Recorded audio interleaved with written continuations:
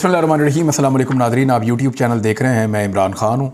पाकिस्तान तहरीक इंसाफ को आज रैली निकालनी थी यौम मज़दूरों के मौके के ऊपर, और मज़दूरों का आलमी दिन है 1 मई।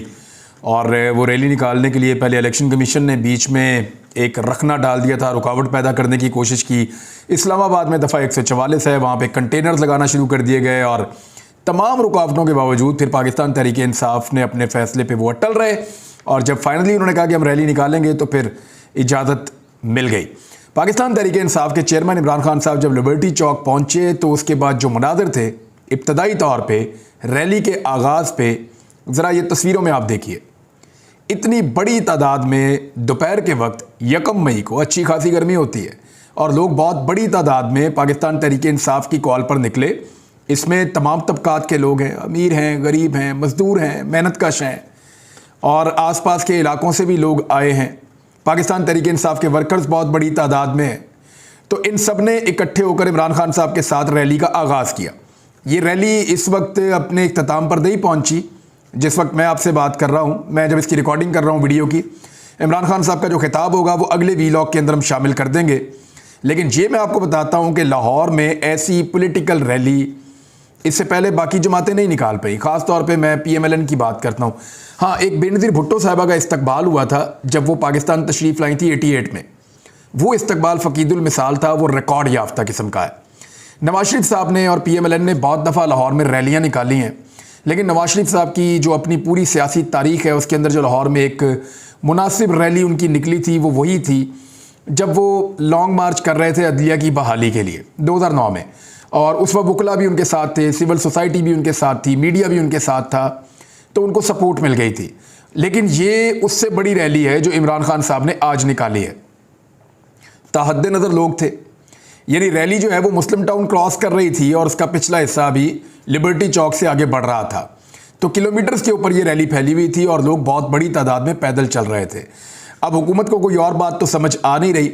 जब भी कोई ऐसी चीज़ होती है तो हुकूमत अपनी औरतों के ज़रिए से गालिम गलोच शुरू करवा देती है, जैसा कि मरियम औरंगज़ेब साहिबा, मरियम नवाज़ साहिबा और दीगर कुछ ख़वातीन जो हैं वो गालिम गलोच शुरू कर देती हैं और उन्हें गुस्सा आता है। देखिए, मरियम नवाज़ साहिबा ने अपने बयानिए के मुँह के ऊपर वो वाली पॉलिश मल दी जो पॉलिश वो बूटों के ऊपर कर रहे थे।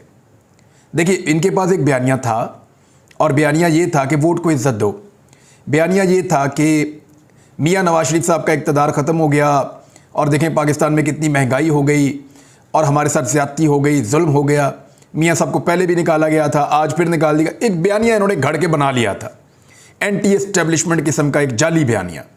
लेकिन हुआ ये कि बीच में अचानक इनके हाथ में जैसे ही बुरश आया तो इन्होंने पॉलिश शुरू कर दी, और ऐसी टका टका के पॉलिश की है कि वो पॉलिश की जो कालक है वो इनके बयानिए के मुँह पर मली गई है। अब बयानिया जो है वो काला हो चुका है और वो काम का नहीं है, लोग उसको पहचानने से इनकार कर रहे हैं। तो ऐसी सूरत हाल में बजाय इसके कि अपना बयानिया ठीक करने के वो इमरान खान साहब को गालियां देने पर उतर आए। मरियम नवाज़ साहिबा पता नहीं उन्हें नशई और पता नहीं क्या कुछ कहती रहती है अपनी तकारीर के अंदर या अपनी प्रेस कॉन्फ्रेंसेस के अंदर, और पाकिस्तान का सारा मीडिया उन्हें दिखाता है।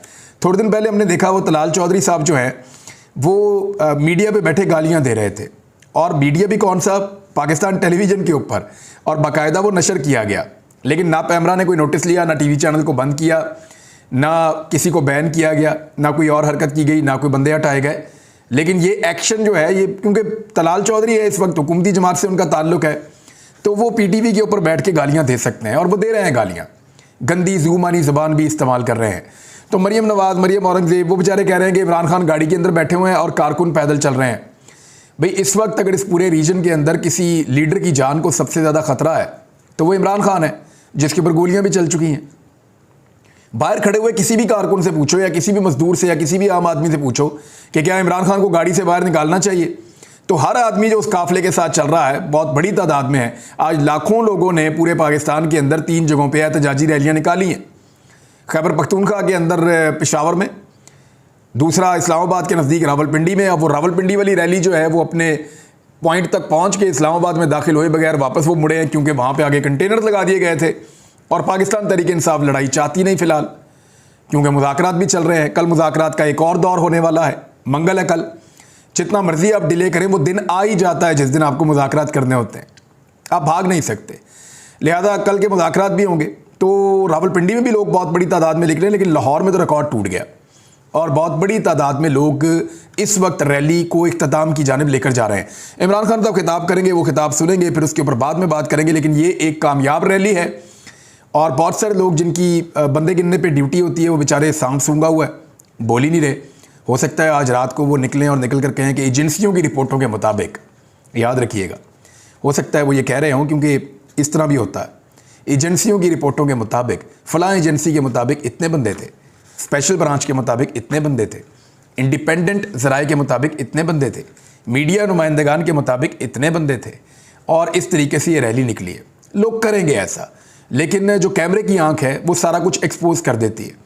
लोगों ने सारे रस्ते इमरान खान साहब के ऊपर फूल निछावर किए हैं और लाहौर अब उनका नहीं रहा जिनका ये हुआ करता था। एक दौर था कि लाहौर में तोती बोलता था नवाज शरीफ का, लेकिन नवाज शरीफ से लाहौर शहर छिन चुका है। बुज़दिल का कोई ग्राउंड नहीं होता, बुज़दिल की कोई रियासत नहीं होती, बुज़दिल का कोई मुल्क नहीं होता, बुज़दिल की कोई ओनरशिप नहीं होती। बुज़दिल पैसा तो कमा सकता है लेकिन इज्जत कमाना मुश्किल होता है। लड़ाई छोड़कर भाग जाना जो है ये बहुत बड़ा जुर्म होता है। नवाज शरीफ लड़ाई छोड़कर भाग गया था, हमेशा भागा है, इस मरतबा फिर भाग गया था। और नवाज शरीफ साहब इस वक्त पाकिस्तान वापस आने से डर रहे हैं। यानी मैं आपको एक स्टेटमेंट बताता हूँ, आपको बहुत मज़ा आएगा।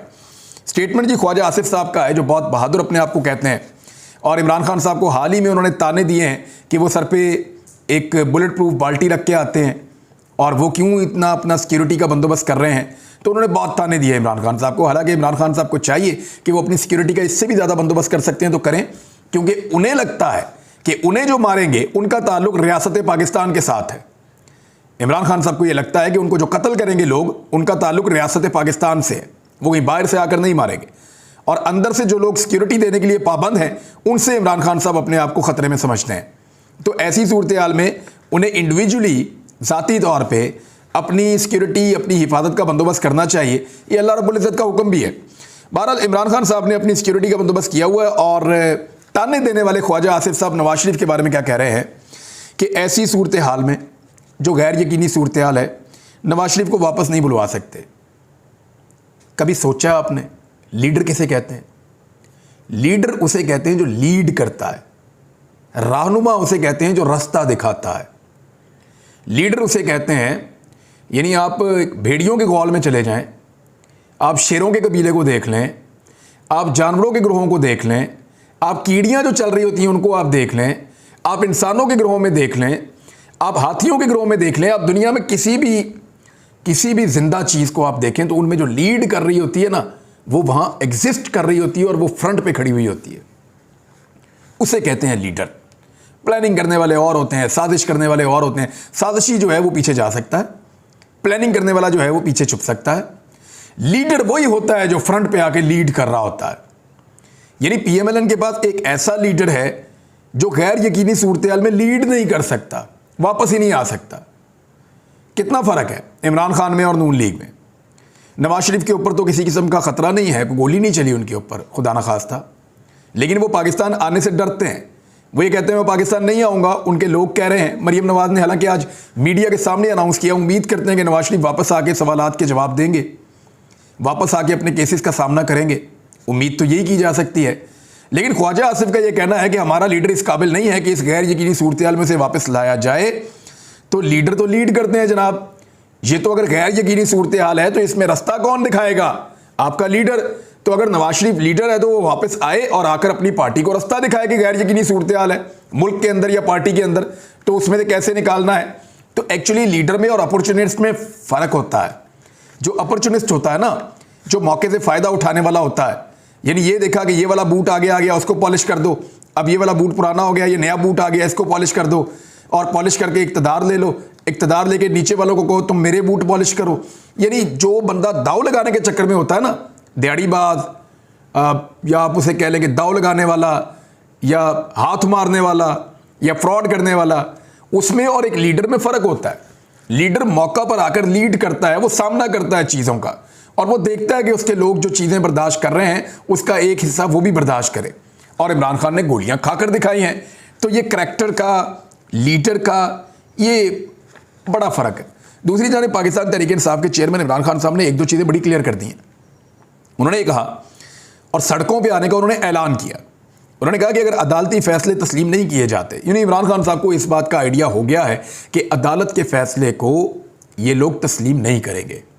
इमरान खान को इस बात का आइडिया हो गया है कि पीडीएम की जमातें इलेक्शन से भाग जाएंगी।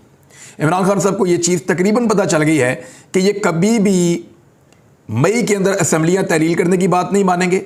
ये कोशिश करेंगे कि बजट पेश करें और उसके बाद फिर कोई नया बहाना ढूंढेंगे, और ये चाहते हैं कि नए आने वाले चीफ जस्टिस को मुकम्मल तौर पे मुतनाज़ करने के बाद उनके दौर पे चीज़ों को ले जाएं। और वहाँ इनको आइडिया ये है कि 2024 में भी फिर इलेक्शन हमने नहीं करवाने, 2023 तो भी चल रहा है ना, 24 में भी नहीं करवाने फिर हमने इलेक्शन। और धमकियाँ इस बात की ये देते हैं कि हम फिर बाद में भी इलेक्शन नहीं करवाएंगे। एक तरफ मुज़ाकरात कर रहे हैं तो सुप्रीम कोर्ट ऑफ पाकिस्तान को अब आइन और कानून के मुताबिक फैसला देना होगा। मैंने एक सर्वे करवाया था, मैंने आज तक बहुत सारे सर्वे करवाए, लेकिन इतनी क्लैरिटी के साथ लोगों ने कभी जवाब नहीं दिया। सवाल सादा सा था कि चीफ जस्टिस ऑफ पाकिस्तान को क्या करना चाहिए, आइन पर अमल दरामद करवाना चाहिए या सियासी जमातों के मुज़ाकरात करवाने चाहिए। तो इसमें 98% यानी 98% पाकिस्तानियों ने कहा कि जी आइन के ऊपर अमल दरामद करवाएं, छोड़ें आप मुज़ाकरात को। सिर्फ 2% पाकिस्तानियों को लगता है कि चीफ जस्टिस ऑफ पाकिस्तान मुज़ाकरात करवा सकते हैं। तो ये अदलिया के भी सोचने की बात है कि आप किस रोले में पड़ गए हैं और किस चक्कर में आप पड़ गए हैं, निकलें इसमें से। पाकिस्तान का वक्त बहुत ज़ाया हो रहा है। स्टीव हॉकिंस ये एक सीनियर इकोनॉमिस्ट हैं, इनका बहुत बड़ा नाम है दुनिया में, और ये एक प्रोफेसर भी हैं इकोनॉमिक्स के। उन्होंने एक ट्वीट किया है, उस ट्वीट के अंदर जो डाटा है वो मैं आपके साथ शेयर करता हूँ, आपको आइडिया हो जाएगा कि वो क्या कह रहे हैं। स्टीव हॉकिंस कहते हैं कि ये हैरत की बात नहीं है, पहले तो उन्होंने डाटा शेयर किया है, डाटा ये बता रहा है, पहले डाटा आप देख लीजिए कि यहाँ पे आपको रेड कलर की लाइन में 91% दिखाई दे रहा है कि ये वो पाकिस्तानी हैं जो बहुत परेशान हैं महंगाई से, और उनके ऊपर शदीद स्ट्रेस है, दबाव है महंगाई की वजह से। और 7% वो हैं जिनके ऊपर दबाव नहीं है महंगाई की वजह से, वो महसूस करते हैं कि उनके ऊपर अभी दबाव नहीं आया महंगाई का। 7%, 2% ये हैं कि जिन्होंने इसका जवाब नहीं दिया, लेकिन 91% वही हैं जो दबाव महसूस कर रहे हैं। अब इस पे स्टीव हॉन्क ने अंग्रेज़ी में एक ट्वीट किया है, उसका ट्रांसलेशन मैं आपको बता देता हूँ। उन्होंने कहा, ये हैरत की बात नहीं है कि 91% पाकिस्तानी अपने माहाना अखराजात के बारे में दबाव का शिकार हैं। आज पाकिस्तान में सालाना महंगाई में इजाफे की शरह 62% है। पाकिस्तान का जो डाटा आ रहा है वो लगभग 47% के करीब आ रहा है, या इससे कुछ ऊपर बताया गया है। 47 से 48% के दरमियान में जो डाटा पाकिस्तान के इदारा शुमारियात से आता है, वो ये कहता है कि जो सालाना महंगाई की शरह पाकिस्तान में वो 47 से 48% है। लेकिन स्टीव हॉन्क के मुताबिक, और ये इकोनॉमिस्ट हैं और उनकी इंडिपेंडेंट ओपिनियन है और उनके अपने तरीक़ाकार है इस चीज़ को जज करने के लिए, उनके मुताबिक वो शरह गलत है। वो ये कहते हैं कि पाकिस्तान में जो महंगाई में इजाफे की शरह है, जो असल डाटा है या जो उनके मुताबिक डाटा है, जो पाकिस्तान की गवर्नमेंट डाटा दे रही है उसको वो नहीं मान रहे, उनके मुताबिक 62% है इस वक्त पाकिस्तान में महंगाई की शरह। और साथ ही उन्होंने ये कहा कि जो शरीफ हैं, वज़ीर आज़म शरीफ की बदइंतज़ामी की बदौलत पाकिस्तान माशी मौत की लिपट में आ चुका है या लपेट में आ चुका है।